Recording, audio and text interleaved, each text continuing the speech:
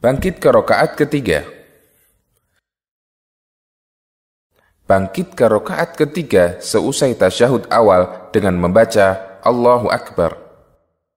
Bangkit ke rakaat ketiga dilakukan dengan bertumpu pada kedua tangan.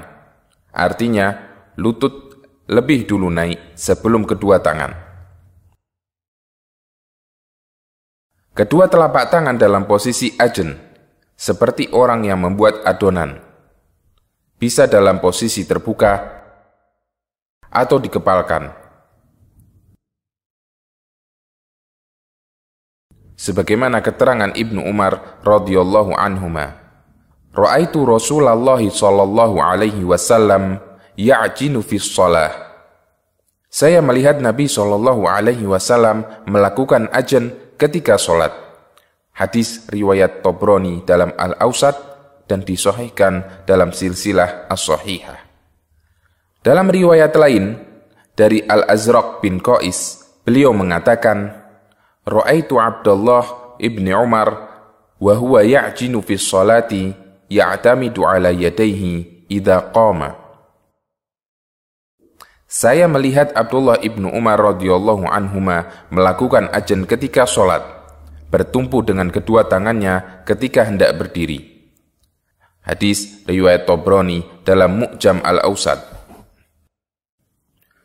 Dianjurkan untuk mengangkat kedua tangan ketika bangkit dari tasyahud.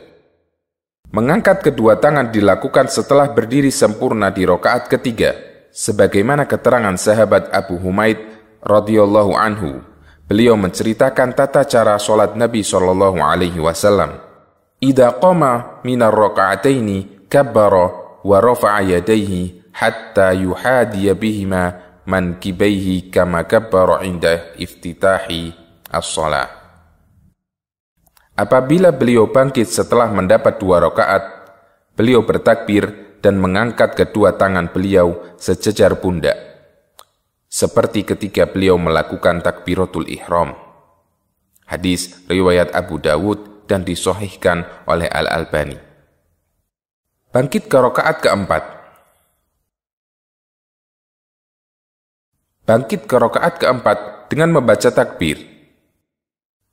Dianjurkan untuk sesekali mengangkat kedua tangan ketika bangkit ke rakaat keempat, sebagaimana disebutkan dalam riwayat Abu Awanah dan Nasa'i dengan sanad sahih. Kesalahan ketika bangkit ke rakaat ketiga dan keempat.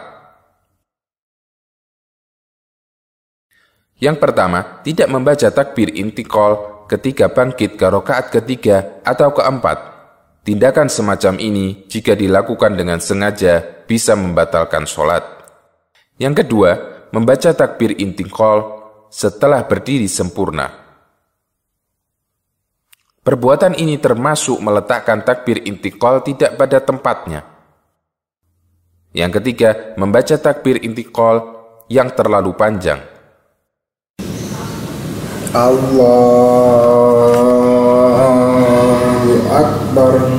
Semacam ini biasanya dilakukan oleh imam yang memulai membaca takbir intiqal sejak duduk istirahat sampai berdiri sempurna.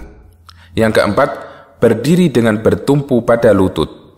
Perbuatan ini tidak sesuai sunnah yang benar. Yang kelima, mendahului imam bangkit ke rakaat berikutnya. Perbuatan kurang sabar ini bisa membatalkan sholat. Dan yang keenam, tidak memperhatikan sunnah mengangkat tangan ketika bangkit seusai tasyahud awal.